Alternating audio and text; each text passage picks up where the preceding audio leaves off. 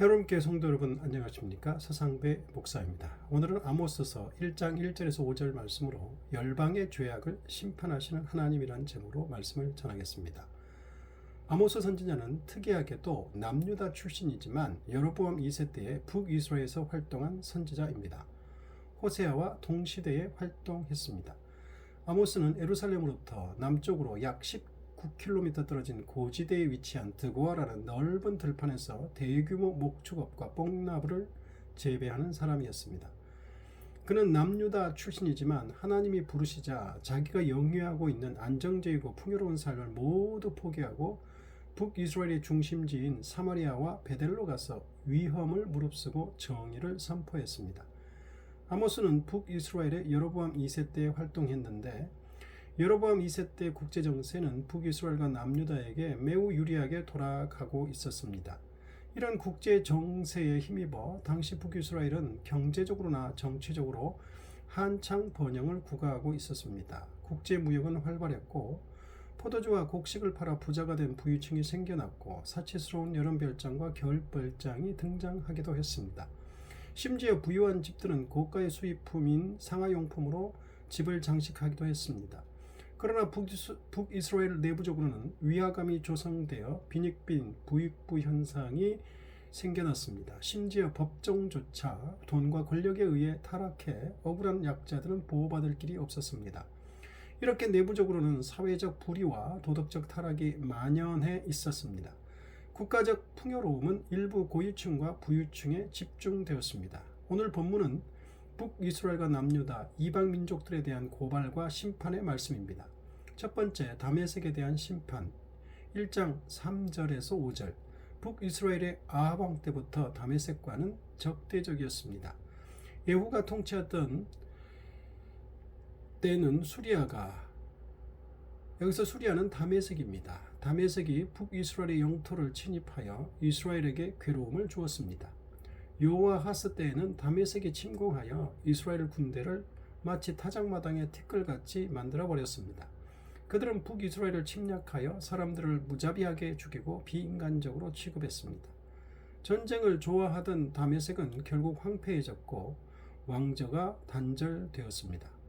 아모스는 다메섹이 전쟁을 통해 불타버릴 것이고 그 나라의 핵심 부이자 최상의 안전을 보장할 수 있는 궁궐이 완전히 파괴될 것을 선포합니다.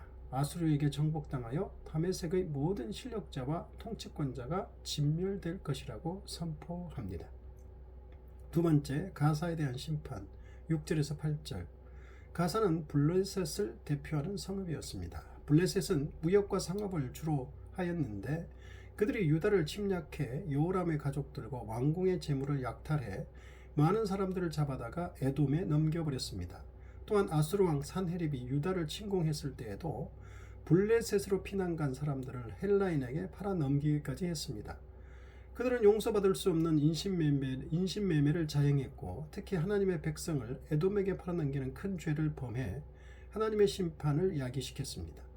블레셋은 우시아 왕 때와 히스기야 왕 때에 크게 파괴되었으며 그 후 애굽, 아수르, 바벨론, 헬라의 침입을 받아 완전히 진멸되었고 그 후손은 지구상에서 완전히 사라지고 말았습니다. 아모스는 이렇게 블레셋의 멸망을 선포합니다. 세 번째, 두로에 대한 심판. 9절에서 10절. 두로는 베니게의 가장 중요한 도시로 베니게 전체를 향한 예언의 말씀입니다. 두로는 지중해를 앞에 두고 있는 아름다운 항구로 이곳은 무역의 중심지였고 상당히 부유한 편이었습니다. 다윗과 솔로몬 왕 때에는 두로 왕 히람이 이스라엘과 형제의 계약을 맺을 정도로 둘 사이가 돈독했고 상대방 백성을 노예로 팔지 말자는 협정을 맺기도 했습니다. 그러나 두로는 이스라엘과 맺은 조약을 일방적으로 파기했고 이스라엘 백성을 대상으로 인신매매를 일삼았습니다. 이러한 제약으로 인해 많은 선지자들은 두로의 멸망을 예고했습니다. 두로는 선지자들의 예언대로 마게도냐 알렉산더 대왕에게 함락당하고 약 3만 명의 백성들은 노예로 팔리고 수천 명의 지도자들이 사형당했습니다. 네 번째, 에돔에 대한 심판. 11절에서 12절. 에돔은 유다의 동남쪽 사해와 홍해 사이에 있는 광야 지역에 위치하고 있었습니다. 모세는 에돔을 가리켜 이스라엘의 형제라고 했고 하나님은 에돔을 침범하지 말고 미워하지도 말라고 하셨습니다.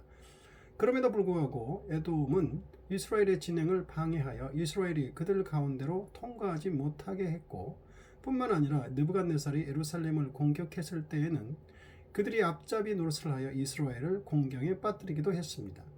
이에 많은 선지자들이 에돔의 멸망을 선포하였습니다. 다섯 번째, 암몬에 대한 심판.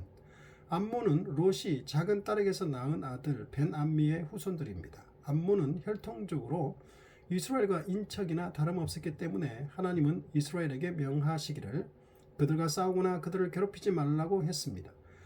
이런 이유로 이스라엘은 가나안 정복 때에도 이들을 피해 다른 길로 나아갔습니다. 그런데도 암몬은 에돔과 마찬가지로 항상 이스라엘에게 적대적이었습니다. 암몬 자손들은 영토 확장을 위해 북쪽에 있는 길르앗을 자주 침공하고 길르앗에 대해 소유권을 주장했습니다. 암몬은 아람과 동맹을 맺고 이스라엘을 침공했고 이때 아이벤 여인의 배를 가르는 비인도적인 만행을 저지른 것으로 보입니다. 이에 아모스는 암몬의 수도인 랍바가 불탈 것이고 적군이 폭풍처럼 쳐들어와 성읍을 휩쓸어버릴 것이며 왕을 비롯해 모든 관리들이 사로잡히는 신세가 될 것이라고 예언합니다. 그리고 아모스의 예언에 따라 암몬은 바벨론의 느부갓네살에게 멸망당하였고 역사 속에서 완전히 사라지고 말았습니다. 여섯 번째, 모압에 대한 심판 2장 1에서 3절. 모압은 원래 암몬의 사촌으로 롯이 큰딸에게서 낳은 아들입니다. 모압은 이스라엘이 가나안에 들어가기 직전에 발람 선지자를 통해 이스라엘을 저주하려 했고 바알 부올에서는 이스라엘로 하여금 범죄케 했습니다. 사사시대에는 18년 동안이나 이스라엘을 괴롭혔고 사울 왕 때까지만 해도 모압과 이스라엘은 간헐적으로 전투가 계속되었고 다윗 왕 때에 이르렀어야 모압이 제압당했습니다. 특히 본절에서는 모압이 저지른 비윤리적이고 비인도적인 범죄를 지적하고 있습니다. 뼈를 불살라 시체 자체를 태우거나 시체가 썩고 남은 뼈를 태우는 것을 의미합니다. 여기서 모압 왕이 저지른 죄악은 에돔 왕의 시체를 불에 태우기까지 하여 최악의 모독을 주는 식으로 복수를 했다는 것입니다. 이에 적군의 침략으로 인해 궁궐에 있는 수도가 불타고 모압 백성은 순식간에 초토화될 것을 예언합니다. 그들의 왕은 죽임을 당하고 그의 밑에서 일하던 지도자들은 모조리 살육당할 것이라고 합니다. 예언대로 모압은 아수르의 디글라필레셀 3세에 의해 정복당했고 그 후 바벨론이 고대 근동 지역의 패권을 잡았을 때에는 그들에게 조공을 바쳐야 했습니다. 그런데 바벨론의 반기를 들었지만 느부갓네살에게 진압당하고 말았습니다. 아모스 선지자는 북이스라엘 주변의 여러 나라들의 죄악을 지적하며 그들에 대해 심판하신다는 말씀을 선포하고 있습니다.